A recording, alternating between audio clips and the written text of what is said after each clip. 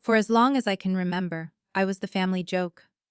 Not the kind of joke that comes with affection, the kind that stings, the kind that follows you into adulthood and sits at every dinner table like an uninvited guest. The kind that gets repeated so many times, by so many different mouths, that eventually you start to wonder if maybe they're right. Maybe you are the punchline. Maybe this is just who you are. My name is Dana. I'm the middle child of 3, which, if you know anything about family dynamics, already comes with its own invisible tax. Middle children are easy to overlook. We're not the firstborn, so we don't carry the weight of expectation and tradition. We're not the youngest, so we don't get the softness, the leniency, the benefit of parents who have finally stopped trying to be perfect. We exist in the in-between, and if we're lucky, someone notices us there.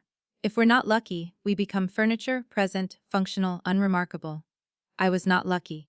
My older brother Marcus was the golden boy in every sense of the word. Athletic scholarship to a state university, engineering degree, the kind of easy confidence that makes rooms shift when someone walks into them. He was the family's proof of concept. Look what we made, look how well we did. At every holiday, every gathering, every casual Sunday dinner, Marcus was the centerpiece. His achievements were recited like scripture. His name came up in conversations he wasn't even part of. My father, a quiet and measured man in most things, lit up around Marcus in a way that was impossible to miss and even harder not to feel. My younger sister Priya was the pretty one, the charming one, the one who could walk into a room full of strangers and leave with 5 new friends and a dinner invitation. She had a warmth to her that people were drawn to, and my mother cultivated that quality in her the way a gardener tends to a prized flower, carefully, deliberately, with obvious pride. When Priya laughed, my mother laughed. When Priya struggled, my mother mobilized. There was an attunement there, a closeness, that I used to watch from a distance, the way you watch something beautiful that you know isn't meant for you. And then there was me. I was the one who never quite fit the mold. Not rebellious enough to be interesting, not compliant enough to be easy, not exceptional enough to be celebrated. I was smart, I knew that about myself even when no one else seemed to. But my intelligence didn't express itself in the ways my family valued. I wasn't good at performing under pressure. Standardized tests made me freeze. Group settings where I was supposed to shine made me shrink. My grades were decent but not remarkable, and in a family where Marcus had graduated near the top of his class, decent wasn't a word that carried any weight. I changed my college major twice. The first time I switched from business to communications, which my mother received with the kind of tight-lipped silence that communicates everything without saying a word. The second time, I switched from communications to marketing, and that was when the comments started in earnest. Not cruel, not screamed across a room, just quiet and consistent. The way water wears down stone. Dana just can't seem to commit. Dana's still figuring things out. We just want her to find something stable, you know. Something real. Something real. As if what I was doing wasn't real. As if the hours I was putting in, the ideas I was chasing, the slow and unglamorous work of figuring out who I was, and what I was capable of, as if none of that counted because it didn't come with a title yet, a salary yet, a LinkedIn profile that would make sense to someone at a dinner party. I graduated at 22 with a marketing degree and no corporate job lined up. Marcus had walked into a 6-figure salary straight out of school. Priya was finishing her last year of college and already had 3 internship offers. And I was sitting in my childhood bedroom with a laptop and an idea that I wasn't even sure I believed in yet. The idea was simple, at least on the surface. I wanted to sell things online in my hand and let that sentence move through me. I didn't cry. I didn't walk in and defend myself. I just stood there and felt the full weight of being casually, effortlessly dismissed by someone who shared my bloodline. My mother's response, "She's smart enough," was somehow worse. Because it wasn't disagreement, it was mitigation, it was the verbal equivalent of a shrug. Smart enough. Capable enough. Present enough. Never more than enough, never anything that crossed into genuine pride. My father said nothing. He rarely did when it came to me. His silence was its own kind of verdict. I launched my first store at 23. Nobody asked about it. I launched a second one at 24 and mentioned it once at dinner, briefly, and the conversation moved on within 30 seconds to Marcus's new apartment and whether the neighborhood was a good investment. At 25, I quietly crossed six figures in revenue for the first time. I was sitting alone at my desk when it happened, watching the numbers on my screen, and I remember the feeling clearly, not euphoria, but something quieter and more durable. Something that felt like confirmation. Like the part of me that had kept going despite everything had just been handed a small, solid piece of evidence. I didn't tell my family. By then I had learned that sharing good news with people who don't believe in you doesn't feel like celebration. It feels like handing a lit match to someone standing next to everything you've built. It invites the minimizing, the questioning, the casual reframing of your wins into flukes or accidents or things that probably won't last. So I kept it to myself. I kept working. I kept building. Quietly and without applause, the way I had always done everything, alone, steady, and certain of something I couldn't yet fully name. I was 28 when the reunion invitation arrived. By then, I already knew exactly who I was. I just hadn't shown them yet. The Morrison family reunion happens every 3 years, and in the weeks leading up to it, you can feel the energy shift across the entire extended family like a weather system moving in. Group chats that had been dormant for months suddenly flood with messages. Cousins who hadn't spoken since the last gathering resurface with opinions about the venue, the catering, the schedule. My Aunt Linda, who organizes the whole production with the focused intensity of a woman who has decided that event planning is her spiritual calling, starts sending out detailed itineraries by email sometime in late spring, complete with color, coded schedules and a formal dress code that she enforces with polite but unmistakable firmness. It is, objectively, a lot, but it matters to people. It matters to my mother, who starts planning her outfit weeks in advance. It matters to Marcus, who uses it as an opportunity to give what amounts to an annual performance review of his own life. The promotion, the property, the next big move, all delivered with the casual confidence of a man who has never once doubted his own reception. It even matters to Priya, who despite being the most genuinely easygoing person in our family, still spends considerable energy, making sure she arrives looking effortless, which is its own kind of effort. For me, the reunion had always been something to survive rather than enjoy. A fixed point on the calendar that I circled in my mind not with anticipation, but with a kind of bracing, the way you brace before something cold. I would go, because not going would generate more conversation than going. I would smile, because smiling is easier than explaining. I would answer questions about my life in the vaguest terms possible, because specificity invites follow-up, and follow-up from this particular audience had never once left me feeling good about myself. That was the pattern. That was what the reunion had always been for me. Which is why what happened in the month before this one hit differently than I expected. I found out through Bree. Bree is my cousin on my mother's side, 2 years younger than me, and she is one of the few people in my family I would use the word friend to describe without hesitation. She has a directness to her that I have always respected.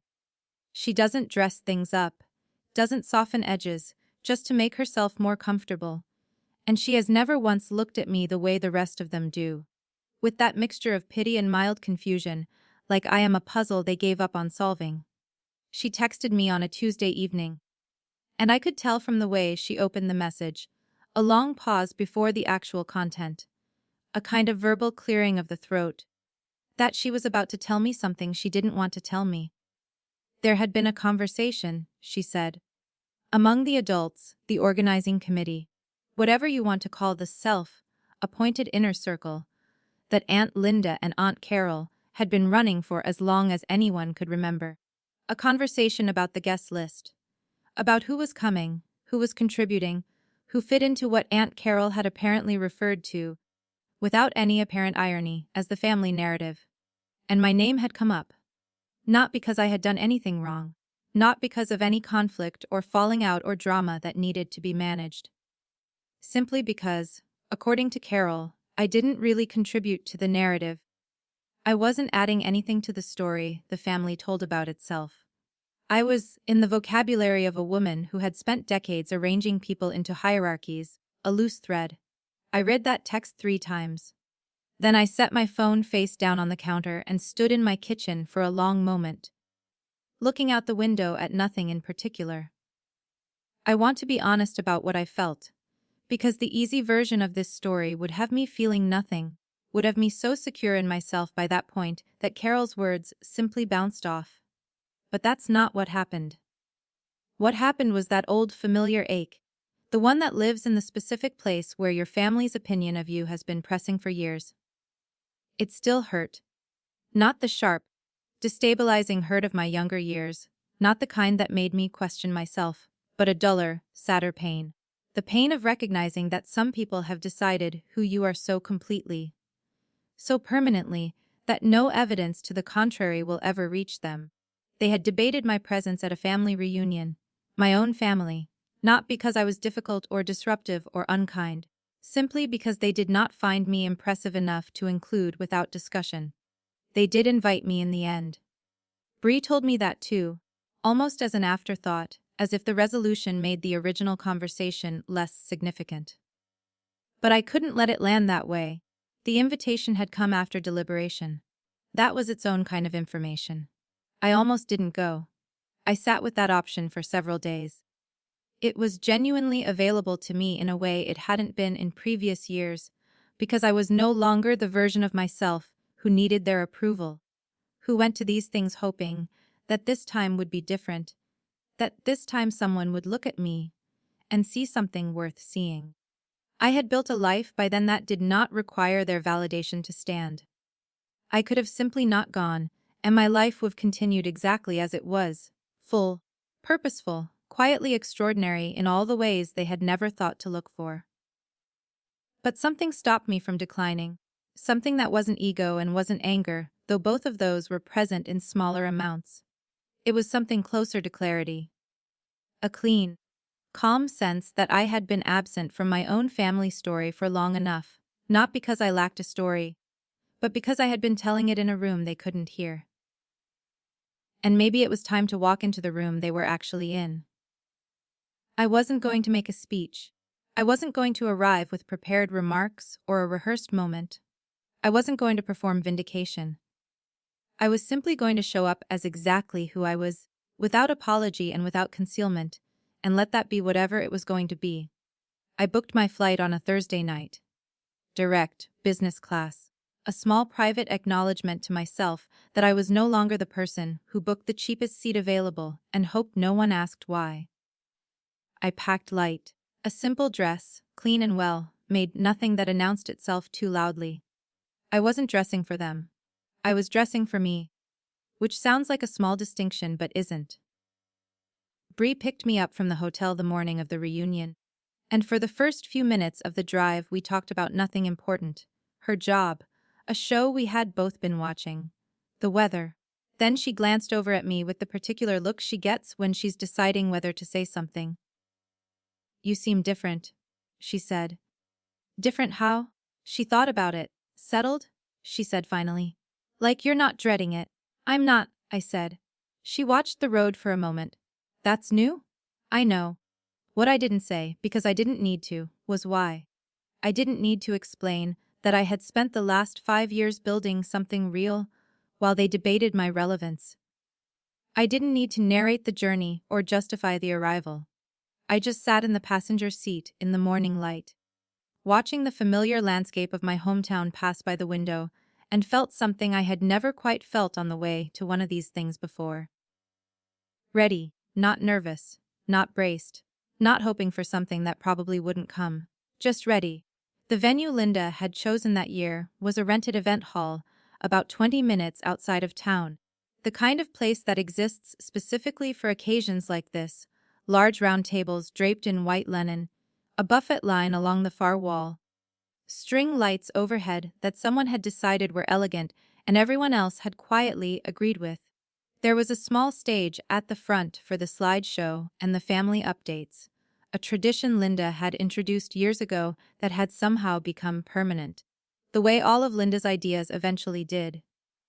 I walked in with Bree and immediately felt the familiar geography of it. The clusters of people who always cluster together, the cousins on the far side of the room, who were already loud and already laughing. The older aunts and uncles stationed near the food with the quiet authority of people who have earned the right to stand wherever they want. My mother was near the entrance, talking to someone I didn't immediately recognize, and when she saw me, she smiled the smile she uses in public. Warm enough, present enough, but contained. A performance of welcome rather than welcome itself. "You made it," she said, which is a strange thing to say to someone you invited, but I let it pass. "I made it?" I said. Marcus arrived about 15 minutes after me, and his entrance was what his entrances always were, a natural expansion of energy in whatever room he entered.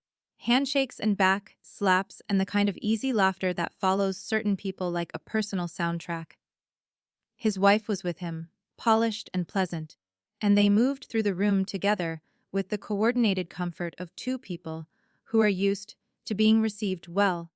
I watched him from across the room and felt something I hadn't always been able to feel cleanly around my brother. A simple, uncomplicated absence of bitterness. Whatever he had worked for. My feelings about my family had never really been about Marcus. They were about what his presence illuminated about my absence. Priya came in after him, with her boyfriend, and a bottle of wine she handed directly to Linda like a diplomatic offering, and the table where my mother was sitting brightened noticeably. That was always how it worked. The room had a temperature, and certain people raised it when they walked in, and I had spent most of my life being someone who didn't move the temperature at all. I found my seat, talked to Bree, made pleasant small talk with an uncle I genuinely liked, ate from the buffet without incident. For the first hour, it was exactly what it always was, manageable, slightly exhausting, occasionally warm in the specific moments when the performance dropped and something real passed between people who actually knew each other. Then dinner proper began, and the table dynamics settled into their familiar formation, and that was when things shifted. Marcus's announcement came early in the meal. He had been promoted, a vice president title at his firm, significant salary increase, a company car that he mentioned once and didn't belabor, but that everyone around the table registered with visible approval. My father reached over and gave him that handshake, the firm grip that pulls into a half embrace, the one I had watched him give Marcus at graduations and milestones and ordinary moments that Marcus seemed to generate with effortless regularity. The table applauded. My mother pressed her hand to her chest like she was physically containing her pride. I clapped too. I meant it. And then I picked up my fork and went back to eating, because his win was his win, and I was genuinely no longer in competition with a story that had never included me as a contender. Carol waited until the applause faded and the conversation had softened back into the ambient noise of multiple exchanges happening at once. Then she turned to me, with that particular arrangement of her features that she mistakes for warmth, but is actually closer to the expression a cat makes before it extends its claws, and she said it.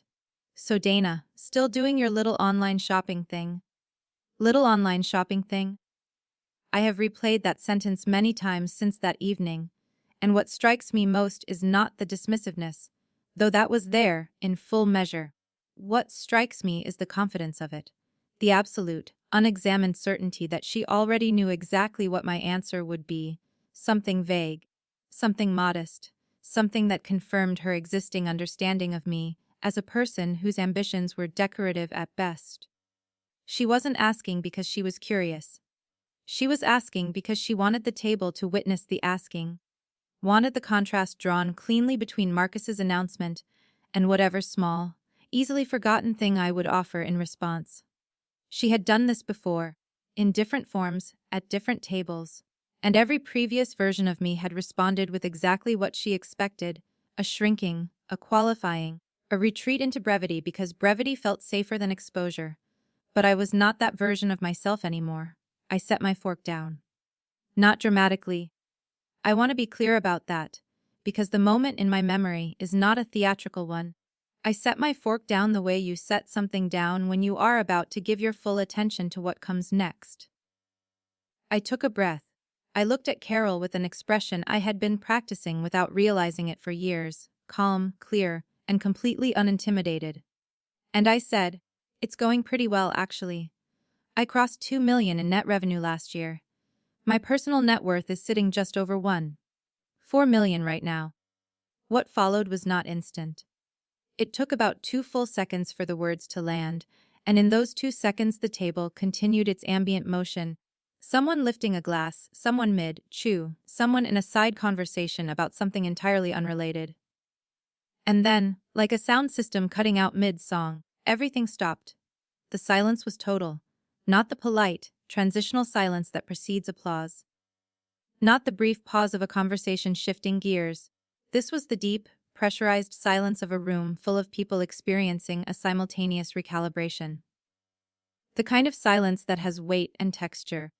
The kind that tells you, without a single word being spoken, that something irreversible has just happened. Marcus blinked.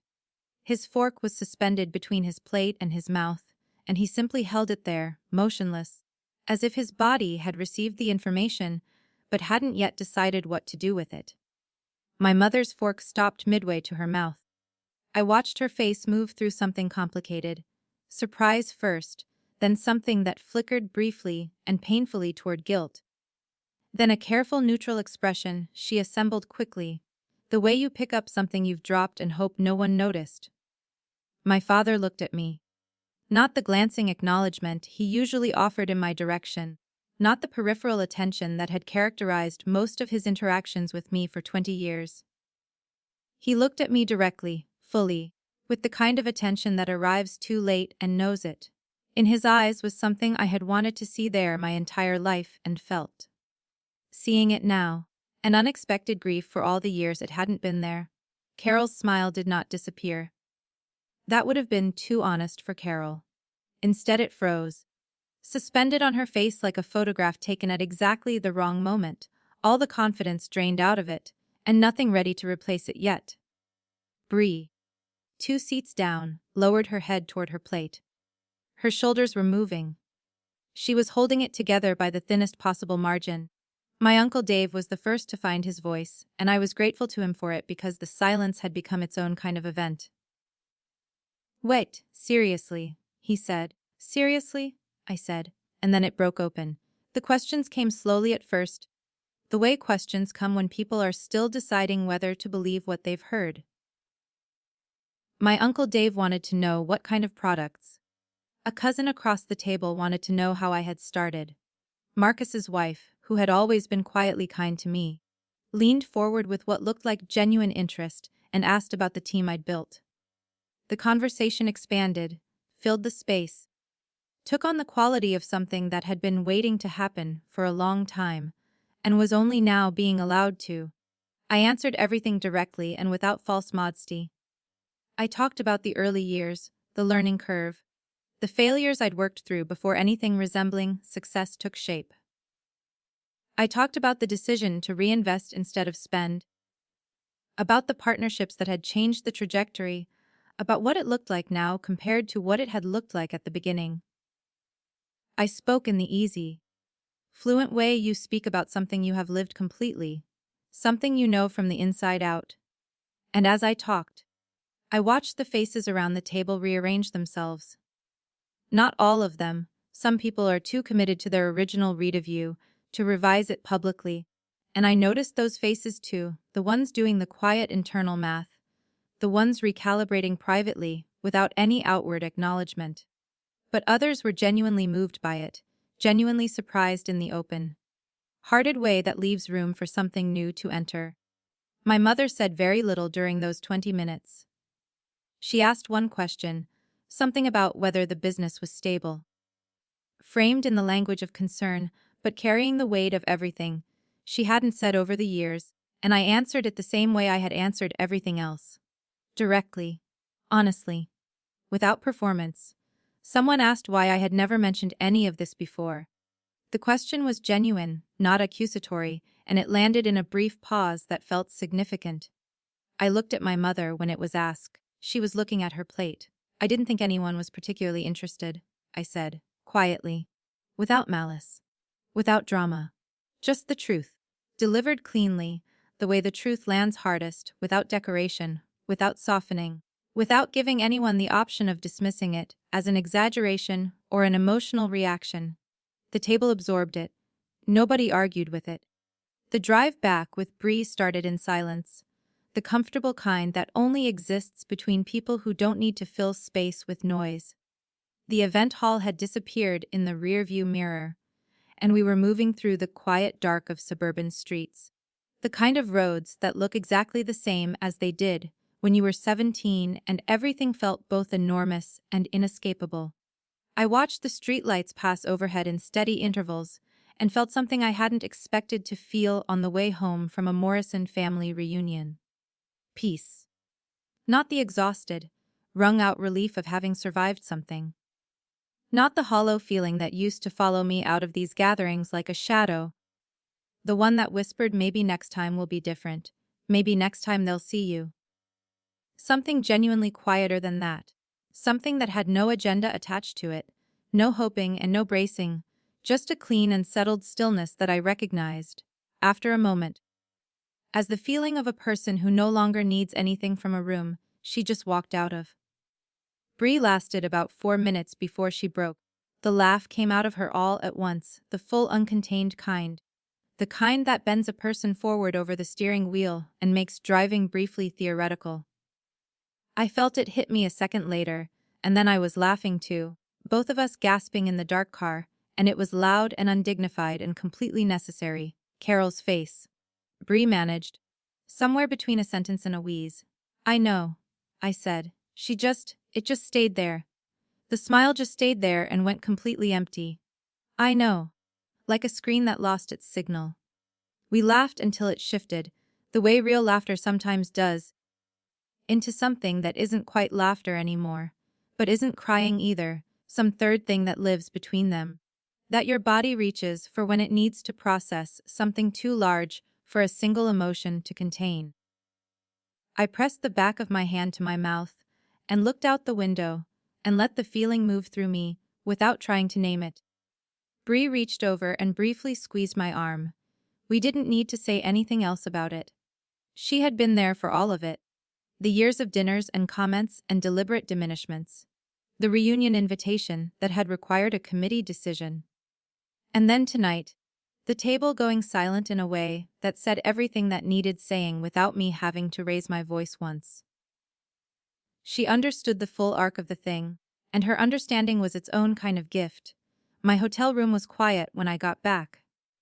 I ordered room service I barely touched, changed into comfortable clothes, and sat on the edge of the bed in the specific way you sit when your body is tired, but your mind is still moving. The evening kept replaying in small fragments.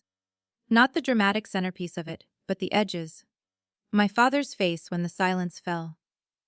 The way my mother's hand had moved to her glass and stayed there. Marcus's wife leaning forward with genuine curiosity. My Uncle Dave being the first to find his voice, bless him. Because without him that silence might have lasted forever. My phone lit up on the nightstand. My mother. I looked at it through 2 full rings. Then let it go to voicemail. Not out of cruelty, I want to be precise about that, because the distinction matters to me. Not to punish her. Not to make her wait as some form of retribution. I let it go because I wasn't ready to receive whatever she was about to offer, and I had learned, slowly and at some cost, that receiving something before you are ready for it doesn't help either person in the exchange. I listened to the voicemail about 20 minutes later. It was 3 minutes and 14 seconds long. I know because I checked afterward, the way you check things that feel significant. She started with my name, the way she always does when she's being serious. And then she talked in a way I had not heard her talk before. Or maybe had not heard directed at me before, which is a different thing entirely. She said she was proud of me. She said she wished she had known sooner, which was doing a considerable amount of work in a single sentence. She talked about how she had always believed in me, and I let that claim sit in my chest for a moment, without immediately cataloging all the evidence against it, because I am trying, genuinely trying, to be a person who leaves room for complexity. She came close to an apology. She circled it several times, got near enough that I could see its shape, and then moved past it into safer territory: love, pride, hope for more conversations. I don't think she was being consciously evasive. I think some people genuinely cannot locate the words for a direct apology, and so they offer everything around it and hope the shape of the absence communicates enough. Maybe it did. Maybe it was the closest she knew how to get. I listened to the whole thing once. Then I set my phone on the nightstand and sat with it. Here is something I have come to understand about parents who fail their children in quieter ways, not through dramatic cruelty or deliberate malice, but through inattention, through assumption, through the subtle and cumulative damage of consistently seeing their child as less than she is. They usually love the child. That love is real, and it coexists with the damage they cause. And holding both of those truths at once without letting either one cancel the other out is some of the hardest emotional work a person can do. I had been doing that work for years. I was still doing it. I expected I would be doing it for years more. She wasn't wrong that she loved me. I believed her. I had always believed that, even in the worst moments, even sitting in a parking lot at 22, crying in my car after a family dinner that had left me feeling invisible and insufficient. The love was never the question. The love had just never been enough on its own to protect me from what came alongside it. I called her back the next morning. The conversation was careful and warm and left certain things unspoken by mutual, unacknowledged agreement.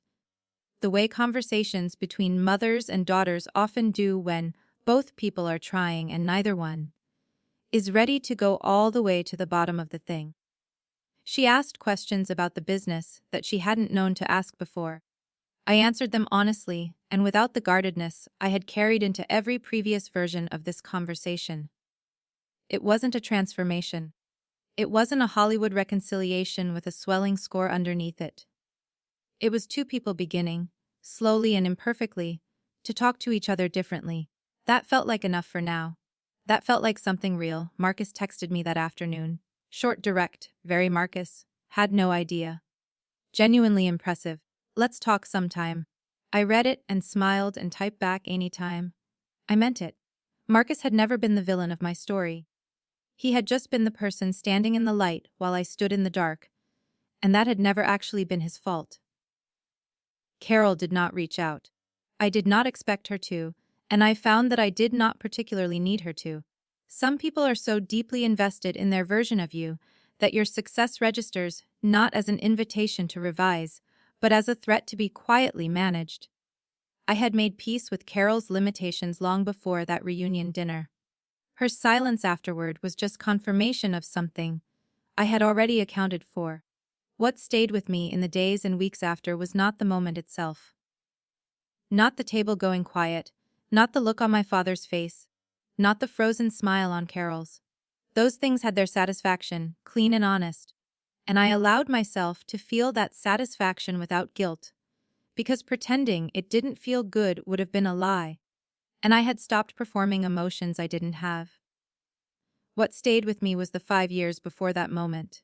The 23-year-old sitting alone in a small apartment, learning things no one had taught her, building something out of nothing more than stubbornness and belief, and the refusal to accept that other people's ceilings had anything to do with her floor.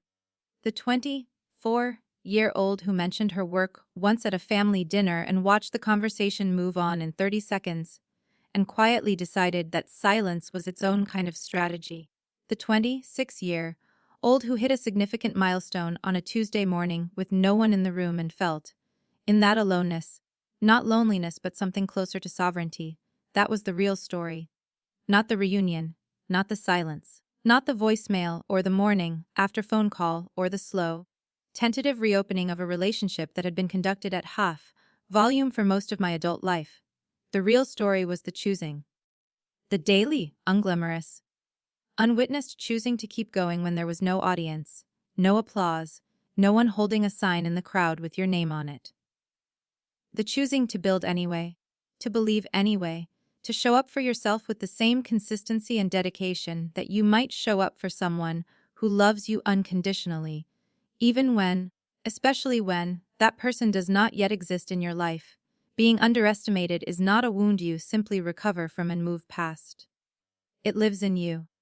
It shapes the way you move through rooms, the way you preemptively shrink before someone else can do the shrinking for you, the way you learn to hold your own wins quietly because sharing them has historically cost more than keeping them close. That damage is real and it deserves to be acknowledged as real, not minimized, not reframed too quickly into a gift. But it can become fuel.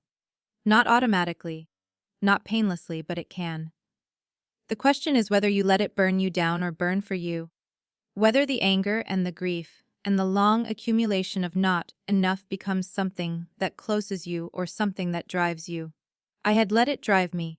For 5 quiet years I had let it drive me. And I had arrived at 28 with something no one in that room had thought to build for me, and something none of them could take away.